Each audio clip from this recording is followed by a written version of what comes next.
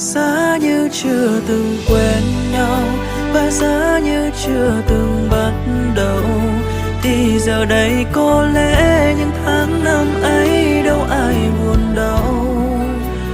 Trái tim ta đã úa màu do những vết thương từng khắc sâu, tìm đâu một lối cho riêng mình.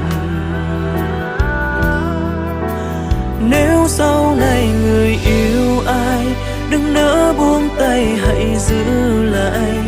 Tìm được nhau đâu dễ như cách mà chúng ta xa rời nhau.